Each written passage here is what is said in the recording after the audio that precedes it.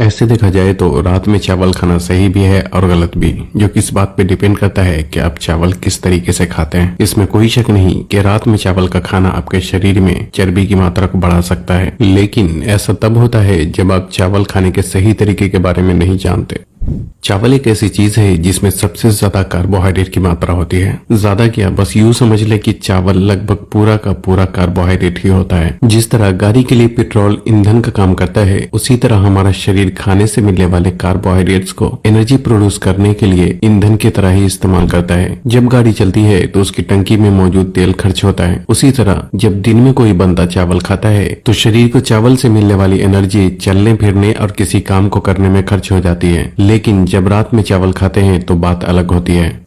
फिर से हम इसे गाड़ी के एग्जाम्पल से समझते हैं। जिस तरह अगर कोई व्यक्ति गाड़ी में पेट्रोल तो डलाता है लेकिन उसे चलाता नहीं, तो जाहिर सी बात है कि पेट्रोल गाड़ी के टंकी में धीरे धीरे जमा होने लगेगा और एक वक्त ऐसा भी आएगा जब टंकी पूरी तरीके से फुल हो जाएगी। ठीक उसी तरह हमारे शरीर के साथ भी होता है। जब आप चावल खाते हैं तो वो पचने के बाद चावल में मौजूद कार्बोहाइड्रेट ग्लूकोज के रूप में खून में पहुंचता है, ताकि आपका शरीर उसे किसी भी काम करने में एनर्जी के रूप में इस्तेमाल कर सके। लेकिन प्रॉब्लम यह है कि रात में खाना खाने के बाद सोने के अलावा आपके पास और कोई भी काम नहीं होता। इसलिए जब रात में चावल खाकर आप सोते हैं तो चावल से मिलने वाला कार्बोहाइड्रेट जब खून में पहुंचता है तो थोड़ा बहुत शरीर में इस्तेमाल होता है, और क्योंकि आप सो रहे हैं इसलिए ऐसे में आपके शरीर को ज्यादा एनर्जी की जरूरत नहीं होती। तब खून में ग्लूकोज के रूप में मौजूद कार्बोहाइड्रेट को आपका शरीर फैट के रूप में तब्दील करने लगता है, और इस तरह शरीर में धीरे धीरे चर्बी की मात्रा भी बढ़ने लगती है। हमारे शरीर के ऐसा करने के पीछे बहुत ही सिंपल सा लॉजिक है। जिस तरह अगर किसी बंदे की आमदनी 20,000 हो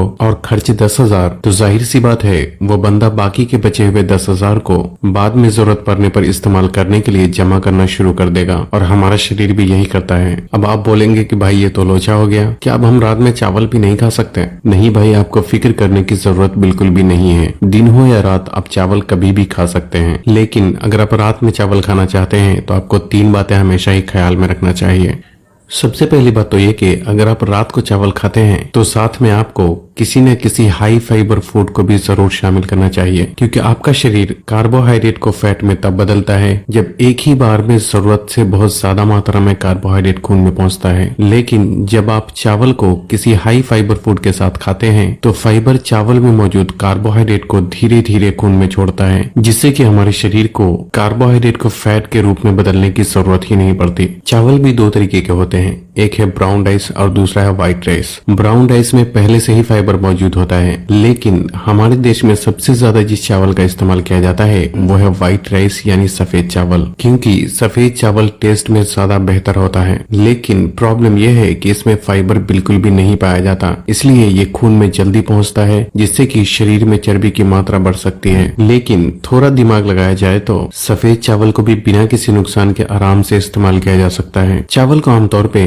दाल, सब्जी या फिर किसी नॉन वेज के साथ इस्तेमाल किया जाता है, और यहीं पर ध्यान देने की जरूरत है। सफेद चावल और नॉन वेज इन दोनों में ही फाइबर बिल्कुल भी नहीं होता, और दाल भी क्योंकि बिना छिलके वाली इस्तेमाल किया जाता है इसलिए इसमें भी फाइबर ना के बराबर मौजूद होता है। अब यहाँ आप खुद ही सोचिए, मिसाल के तौर पे आप मछली और भात खाना चाहते हैं और आपने रात में ही प्लेट भर के मछली भात लपेट लिया, तो क्योंकि चावल और मछली दोनों में ही फाइबर नहीं है इसलिए चावल में मौजूद कार्बोहाइड्रेट आपके खून में जल्दी पहुंचेगा, जिसमें से आपके शरीर को जितनी जरूरत होगी उतना इस्तेमाल होगा, और जो जरूरत से ज्यादा होगा उसे आपका शरीर फैट के रूप में तब्दील कर देगा। इसलिए चावल आप जब भी खाएं तो साथ में आपको किसी सब्जी का इस्तेमाल जरूर करना चाहिए, क्योंकि सब्जी में फाइबर अच्छी खासी मात्रा में मौजूद होता है, जो कि चावल से मिलने वाले कार्बोहाइड्रेट को जल्दी खून में जाने से रोकता है। अब सब्जी मतलब आलू की सब्जी नहीं, क्योंकि आलू चावल से बहुत ज्यादा अलग नहीं होता। आलू में भी कार्बोहाइड्रेट की बहुत ज्यादा मात्रा मौजूद होती है, जबकि फाइबर बिल्कुल ना के बराबर पाया जाता है। बाकी दूसरी ज्यादातर सब्जी में फाइबर अच्छी खासी मात्रा में मौजूद होता है, इसलिए चावल के साथ आपको कोई भी एक सब्जी जरूर इस्तेमाल करना चाहिए। हालांकि सब्जी पकी हुई या फिर सलाद के रूप में किसी भी तरीके से इस्तेमाल किया जा सकता है।